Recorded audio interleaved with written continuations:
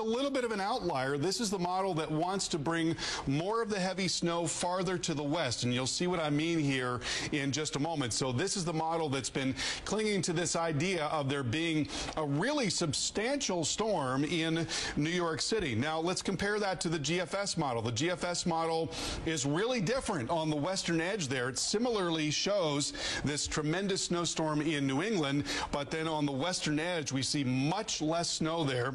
And then when we look at the RPM model, which is a high resolution model and a really good short-term model, though not in all situations, the RPM model is even less excited about the idea of snow farther to the west. And so what we have done is we've decided to try to blend these models a bit.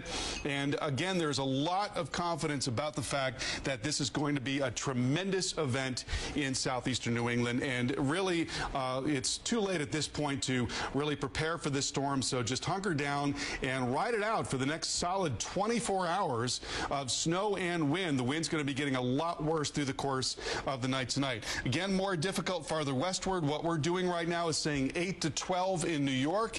It's possible that it's a little less than that. It is also possible that it is more than that. But there are a lot of models that want to keep this thing farther to the east. And what we're seeing on the radar picture right now really illustrates the problem. You see that the business end of this storm is now out and across Long Island and well out into the Atlantic. That's where the system is. That's where the lift is in the atmosphere. That's where the bands of snow are being generated.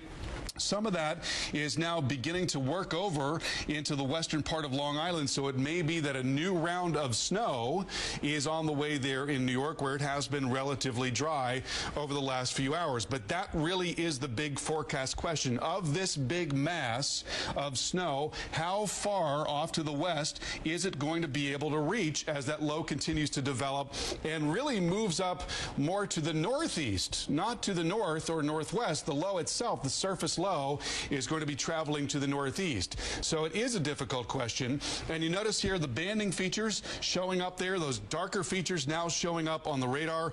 That is very heavy snow. We're talking about probably snowfall rates of 1 to 2 inches per hour coming into the South Shore right now. And we're just going to see more and more and more and more of this through the night tonight. So here's our model forecast. This is actually, excuse me, not the model forecast. This is our forecast here at the Weather Channel. And we take this through tonight and tomorrow morning. Tomorrow morning, this storm is going strong. Tremendous wind right there, southeastern New England. Again, really, really tricky. That western edge of it, just how far is it going to be? But we know that this part of it is set. There's no doubt about that. The low will be just offshore and moving very slowly. That's another big part of this event. The fact that the low does not move very much at all between 6 and 6 and 11 a.m. tomorrow. We're talking about very little movement off to the north and east, which means this constant pounding of wind and snow across these very same areas in the Cape and South Shore, Providence, back and into Hartford, Worcester, Mass, Boston, and then right up into Manchester as well. It's just going to be a relentless storm in those areas. And then even into the afternoon and early evening tomorrow, we are still in the middle of this strong wind and the heavy snow. And by the way, in our forecast, the winds there in New York will be steady, probably 20 to 25 miles per hour through the course of the event. So right now, Kim, we are not really thinking that there is going to be a blizzard in New York. It's more likely going to be a near blizzard there in New York, though certainly the winds could gust over 35 miles per hour for a lot of this event. Back to you. That's still serious, though. All right, yes. Thanks, Carl. Thanks so much. And